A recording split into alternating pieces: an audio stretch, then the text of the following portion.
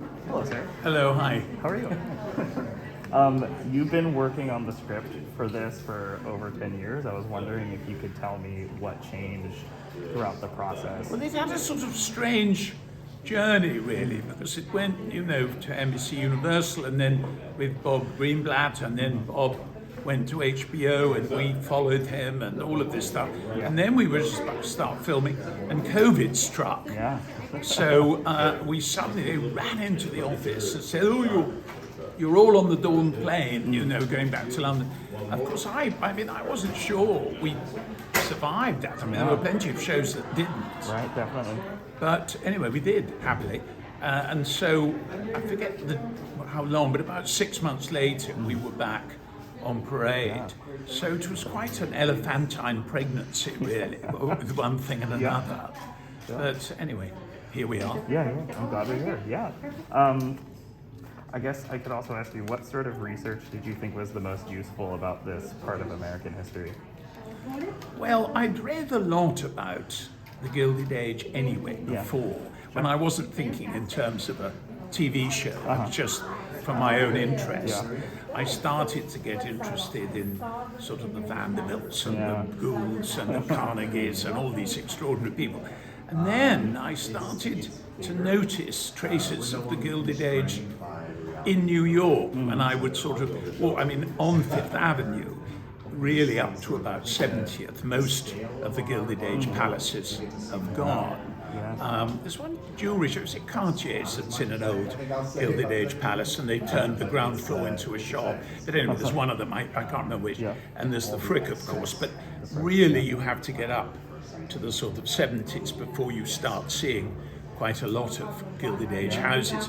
But you know how when you're aware of something, you start to notice it and pick it up. And that was true of me. And then I would go, someone asked me for dinner to the University Club, and I realized it was the Stanford White building and the University Club library, which is a fantastic room. I mean, one of the best rooms in the city, and that is sort of Stanford White at its best. So I sort of got enmeshed in the whole thing. Before, I was really thinking in terms of screenplays and subplots and arcs and all the rest of it.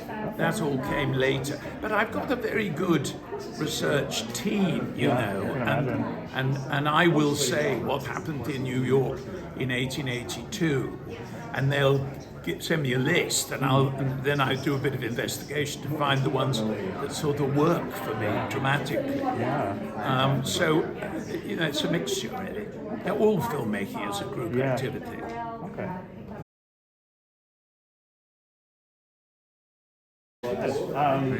My taller than Sorry. I'm shorter than everyone. I want to know how you think George finds his swagger, just because I say to everyone, I was like, him shutting down a bazaar in the name of his wife is like the hottest thing I've ever seen. So is it just like, does the money help? Is it just like the strong connection between him and Bertha? Yeah, I mean, I think that is a big part of it. It's just that he's, there's that scene in the first season where he has to take a huge risk in order to save his business. And she says to him, we made it once, we can make it again. And there's that sense that if they lose everything, and this is that period of history where these businesses were incredibly dynamic. I mean, they were rising and falling constantly, rapidly, etc. And he has a sense, I think, that as he can only fall so low because he's got a real partner. And I think that gives you that kind of confidence.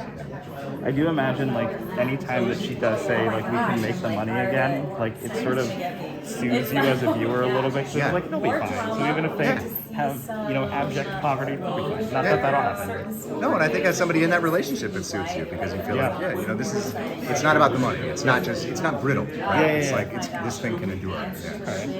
Do you think the relationship between George and Bertha is noticed among all the other couples, and do you think that is sort of like a secret weapon that they have? That's interesting. The question of how they're seen by other people in their circle, I haven't totally seen that in the story, I think that's a really great question. But yeah, I definitely think it's in at least one way, it's a source of their power that they are. She can help him in his business endeavors sometimes in sort of her arena, in the social arena, and he can apply pressure among his business peers in order to help her and her social clients. So there's in that sense they're that's a real balance between them, really. Yeah. So beautiful. Oh, thank you. Yeah. I was curious if you could tell me how you think Peggy sort of physically navigates herself in that house, just because I feel like on a certain level it's a safe haven for her, but also she is sort of getting antagonism from some of the people who work for the house. I was wondering sort of how you think the character navigates that. Yeah, it's really interesting. As a young black woman myself who occupies a lot of white spaces, I felt like I really related to her with the tightrope that she walks with. You see who's kind, you see who's not. You know that even kindness as a smile, you still have a fine line to walk. If you overstep, there's not a lot of power you have in certain situations. And so I really resonated with the real strategy that many black women have to move through white professional spaces with, even today. My colleague here can attest that when I walked by the Into the Woods posters just down the street, I screamed a little bit, and I'm sad that I missed it. And I was curious, coming from a theater background, what can you tell me about working on this show, like the glory of restraint with this show? Because that's one of my favorite things about the show. That's such a great way to put it, the glory of restraint. Oh my God, look at the queen, she just walked in. Oh my God. Truly though, theater gods and goddesses, like the show, really gave us permission to bring our full selves and all of our different skill sets. And I think the glory of restraint is that it has to be filled with so much, right? And I think that the theater gives us the courage to embody that level of breadth, and then the challenge of this to kind of like bring it all in.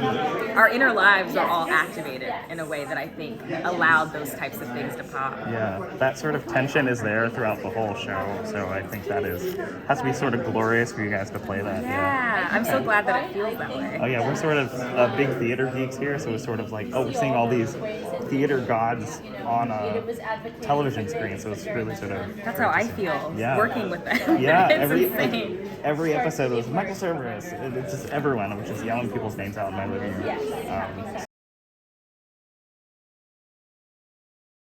Because of Marian's position of not having money and moving in with my antagonist, do you feel like she is intimidated walking into these spaces of, these powerful, rich people? Is that something she has to talk herself up with? Yes and no. Yeah. I think yes, in that it's unfamiliar to her. And so I think we always, when we walk into an unfamiliar space, we are reserved and a little bit shy. Yeah. But I don't think that she's not aware of like how grand and important these people are. Yeah. It's like she's not aware of the social dynamics of upper class society. So I think in some sense she doesn't care about that. So she's shy because it's a new environment and it's overwhelming. But she's not worried about what people think. Yeah. Okay. How do you think, for you as an actress, what's it sort of like to play the ingenue in this world where I feel like it has to be difficult not to be sort of like doe-eyed and bushy-tailed and sort of like cloying in a naive way, because everything that Marian does I feel is so genuine, and I feel like she's such a great pathway into this world that she herself is not familiar with. Yeah, I think I talk a lot about this with my castmates who are women who've gone through what I have gone through. Yeah. They've started doing roles like Marian, the ingenue, and when you're 30 or in your 20s and 30s, you're playing these roles. You think, it's not enough. Like I want something that's like interesting, sassy, like everybody else, right? But then they told me that if they were to play those roles again, they would be so happy to do so, and that they would be filled with joy to do it because you bring a sense of wonder to the world, and that's actually like a lovely way to think about it. But I think people my age can write it off as boring, just nice and naive and show-eyed and everything. But I think it's important to bring a sense of idealism and wonder. Yeah. But yeah, Marian's a tough role because she's an ingenue, but she's also a rule breaker. And so how do you walk that balance? It's difficult, and I tried my best. I would always say I was like Louisa Jacobson has the hardest job on the show, and I think you pull it off with such pluck and genuine heart, and I think that's one of the reasons why the show is so successful. Thank you so much. Yeah, I think also throughout this season, she's learning who she is. Yeah. Right? We go on this journey with her, and that was quite true of my own experience. Yeah. Okay.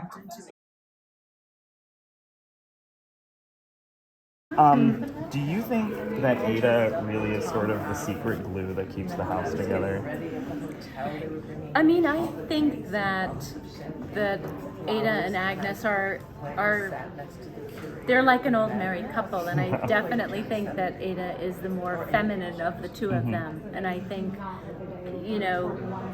the role that women have at least traditionally played is being exactly that, being the glue that holds everything together, and the person who smooths things over and cajoles a bit here and scolds a bit there, and that Agnes is like the emperor or the empress on her throne, but Ada is the person working behind the scenes to make sure there's not a revolt in the kingdom. That's a great way to put it. I was wondering if you could tell me, I was curious originally if Ada would ever fully stand up to Agnes, but then I guess a better question to ask would probably be, how does she sort of balance the push and pull of when to push a little harder, when to fall a little bit back? I guess it's more of a question of control, I guess, or giving more control with Agnes doesn't know that Ada's giving her control, if that makes sense. I think that Agnes is kind of a Miranda. And I think in Agnes being a Miranda, part of what being a Miranda means is that you leap before you look, and you shout before you consider, and you throw down a gauntlet before you really consider the 360 degrees. And so I think sometimes when Agnes gets into a snit or makes a proclamation or sets down a rule, Ada knows that it's the best thing to let her cool off for a bit, because she will calm down. Yeah. Okay. I've just realized probably in this moment that I'm probably the same way. I act probably way more harshly immediately, and then I'm just like, oh, I should probably consider that before I do that. Okay. Exactly. I think that might be all the questions I have for you. Thank you so much for your time. I have a quick question. Are we going to see more pumpkin in season 2? We definitely will see more pumpkins. Awesome. It's Halloween all the time at the Brook House. Excellent. Thank you. Thank you. I think Agnes crossing the street is one of the best moments on TV this year. And it's such a simple thing, crossing the street.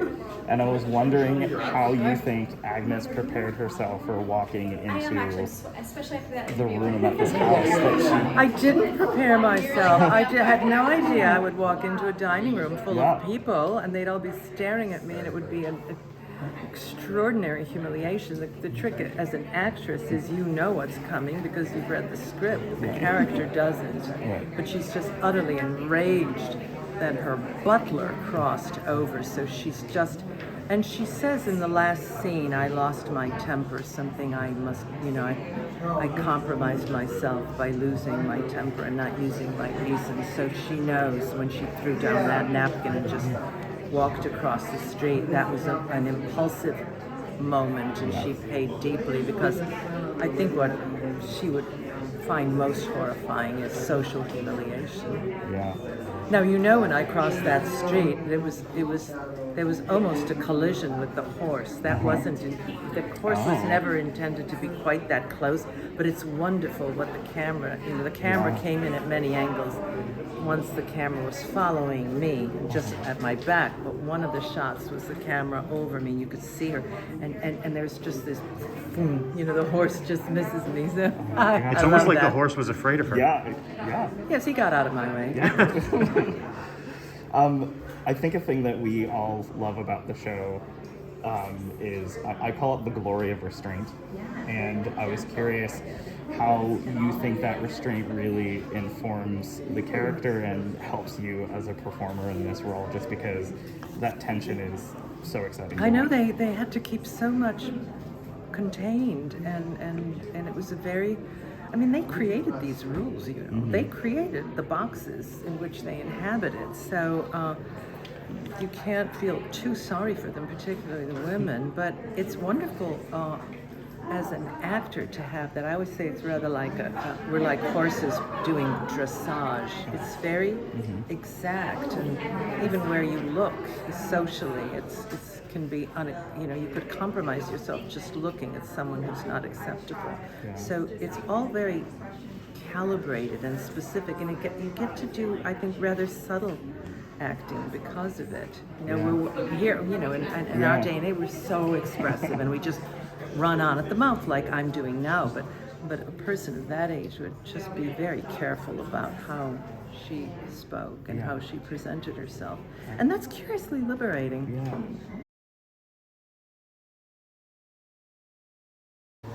Something that I message him constantly about is whatever Bertha is wearing, just because, I remember... Wait till you see this season. Wait till you see this season. I was wondering if you could tell me how that is an armor for Bertha, and how she sort of likes to present herself to the world. That's interesting. I think what you'll see as she evolves is the way, as you point out, I think it starts off as armor, and as she comes into her power, she finds her look and she relaxes into it, and there's almost a softening of her that's coming, which I think is more powerful in a way. Now she's prepared always to put on her power suit and take on the ladies of New York, but absolutely those choices are very conscious. I want to ask about the explosions of anger that you have, just because I was like, I never knew throwing a breakfast tray could be so dramatic. And I wonder if you could tell me, for both the character and for you, what that explosion sort of is like for Bertha, because I feel like she probably needs it. I think everyone needs it. And the difference between me and the average woman is that I get the opportunity, I get invited to do those things. Yeah. And I think the reason people are excited by them when they see them is because we all want them so much. And very few of us actually engage in those acts when we're feeling rage, which we all have, especially right now. Way, like you can. Exactly, especially women. And so in some ways I feel that the gift of being an actor is being fully expressed in that way. Also, I love hitting a mark. And can I just say, that was one take. Yes. I hit that mark so perfectly, and I want to tell the whole world. Yeah. Because I love that. I love the technical part too of my job. Cool. Okay.